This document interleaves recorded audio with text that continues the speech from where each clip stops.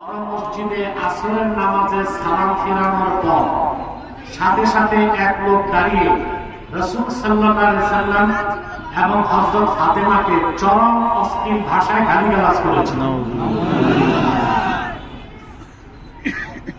ইমাম সাহেব মিম্বর বরাবর দাঁড়িয়ে সে এইসব কথা বলেছে, ইমাম তাকে কিছুই বলে না।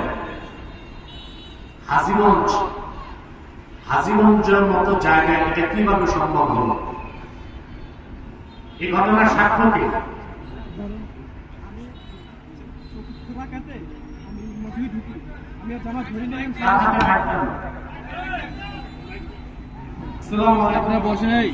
আজকে হাজীগঞ্জ বড় মসজিদে আসরের নামাজ চলাকালীন সময় আমি চতুর্থ রাকাতের সময় মসজিদে ঢুকার পরে আমি জামাত করলাম, যেহেতু একটু পরে ইমাম সাহেব সালাম ফিরালেন, তখন আমি কিছু মানুষ নিয়ে জামাত করলাম। ইমামতিতে ছিলাম। ইমামতিতে থাকার পরে সালাম ফিরানোর পর দেখলাম কিছু মুসল্লি হইচই করতেছে। পরে বিষয়টা জানতে পারলাম যে এক লোক সে হঠাৎ দাঁড়িয়ে রাসূল সাল্লাল্লাহু আলাইহি ওয়াসাল্লামকে এবং হযরত ফাতেমা রাদিয়াল্লাহু তাআলা আনহাকে নিয়ে খুবই বাজে মন্তব্য করেছে।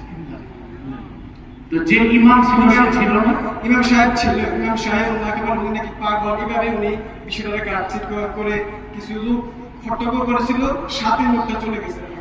না, ইমামকে তো উচিত ছিল তাকে আটকানো। পাগল কি পাগল না প্রশাসন দেখবে। ইমাম হাজীগঞ্জে কিভাবে ইমাম দিল?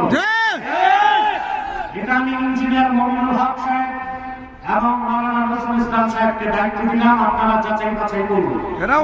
যদি সে লোক পাগল হয় তারপর তার শাস্তি হতে হবে। আর যে ইমাম মেরুদণ্ডহীন নপুংসক ইমাম পাগল কিনা তাকে ধরলো না কেন? করলো না কেন? শাস্তির আওতায় আনেন দ্রুত।